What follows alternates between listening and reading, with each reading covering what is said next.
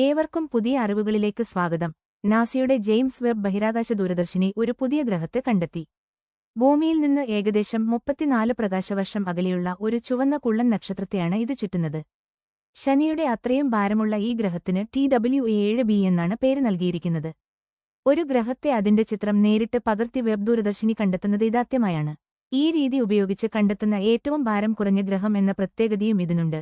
ഗൂഗിളിന്റെ deep mind എന്ന സ്ഥാപനം ആൽഫ്ജീനോം എന്ന പേരിൽ ഒരു പുതിയ നിർമ്മിത ബുദ്ധി വികസിപ്പിച്ചു. മനുഷ്യന്റെ ഡിഎൻഎയെക്കുറിച്ച് കൂടുതൽ പഠിക്കാൻ ശാസ്ത്രജ്ഞരെ സഹായിക്കുകയാണ് ഇതിന്റെ ലക്ഷ്യം. നമ്മുടെ ജീനുകളെ നിയന്ത്രിക്കുന്ന ജൈവപ്രക്രിയകളിൽ ജനിതക മാറ്റങ്ങൾ എങ്ങനെ സ്വാധീനം ചെലുത്തുന്നുവെന്ന് ഈ സാങ്കേതികവിദ്യ പ്രവചിക്കും. ഇത് ഉപയോഗിച്ച് 10 ലക്ഷത്തോളം DNA ഭാഗങ്ങൾ വിശകലനം ചെയ്യാൻ സാധിക്കും.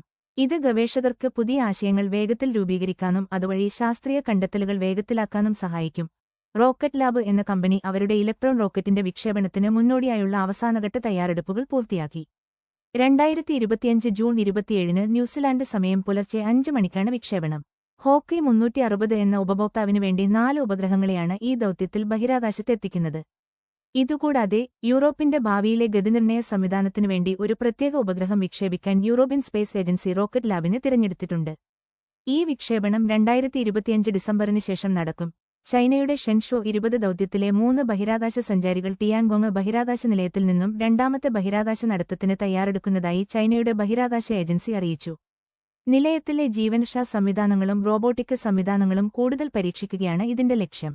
ദൗത്യത്തിന്റെ തലവനായ ചെൻ ഡോങ്ങും സഹയാത്രികരും ഏപ്രിൽ 25 മുതൽ ബഹിരാകാശ നിലയത്തിലുണ്ട്. അവരുടെ ആദ്യത്തെ ബഹിരാകാശ നടത്തം മെയ് 22-നായിരുന്നു. സ്പേസ് എക്സ് കമ്പനി 4 പേരടങ്ങുന്ന ഒരു അന്താരാഷ്ട്ര സംഘത്തെ ബഹിരാകാശ നിലയത്തിലേക്ക് അയച്ചു. ജൂൺ 25 പുലർച്ചെ ഫ്ലോറിഡയിലെ കെന്നഡി സ്പേസ് സെന്ററിൽ നിന്നായിരുന്നു വിക്ഷേപണം.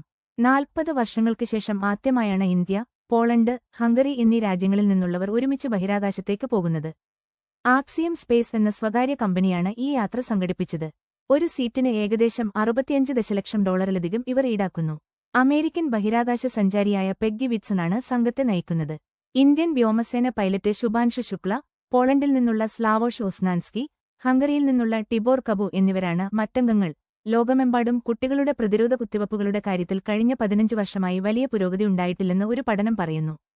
204 രാജ്യങ്ങളിൽ നിന്നുള്ള വിവരങ്ങൾ പരിശോധിച്ചപ്പോൾ ഡിഫ്തീരിയ, ടെറ്റനസ്, വില്ലൻ ചുമ, അഞ്ചാംപനി, പോളിയോ തുടങ്ങിയ പ്രധാന വാക്സിനുകൾ എടുക്കുന്നവരുടെ എണ്ണം 2010 മുതൽ കാര്യമായി വർദ്ധിച്ചിട്ടില്ലെന്ന് കണ്ടെത്തി. ചൈനയിലെ യുനാൻ പ്രവിശ്യയിലുള്ള വവ്വാലുകളിൽ നിന്ന് 22 തരം വൈറസുകളെ ശാസ്ത്രജ്ഞർ കണ്ടെത്തി. ഇതിൽ 20 എണ്ണവും ശാസ്ത്രലോകത്തിന് പുതിയതാണ്. ഇവയിൽ 2 എണ്ണം മനുഷ്യരിൽ മസ്തിഷ്ക വീക്കത്തിനും ശ്വാസകോശ സംബന്ധമായ അസുഖങ്ങൾക്കും കാരണമാകുന്ന നിപ്പ, ഹെൻഡ്ര വൈറസുകളുമായി ജനിതകപരമായി സാമ്യമുള്ളവയാണ്.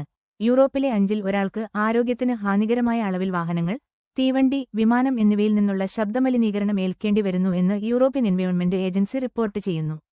ഏകദേശം 11 കോടിയിലധികം ആളുകൾ യൂറോപ്യൻ യൂണിയൻ നിയമങ്ങൾ നിഷ്കർഷിക്കുന്നതിലും ഉയർന്ന ശബ്ദത്തിലാണ് സ്ഥിരമായി ജീവിക്കുന്നത്. ഈ ശബ്ദമലിനീകരണം ഓരോ വർഷവും 66,000 അകാലമരണങ്ങൾക്കും ഹൃദ്രോഗത്തിനും പ്രമേഹത്തിനും കാരണമാകുന്നു. വായുമലിനീകരണവും കടുത്ത കാലാവസ്ഥയും കഴിഞ്ഞാൽ യൂറോപ്പിലെ ഏറ്റവും വലിയ 3ാമത്തെ പാരിസ്ഥിതിക ആരോഗ്യ ഭീഷണിയായാണ് ശബ്ദമലിനീകരണത്തെ കണക്കാക്കുന്നത്. ഈ വിവരങ്ങൾ നിങ്ങൾക്ക് പ്രയോജനപ്പെട്ടു എന്ന് കരുതുന്നു.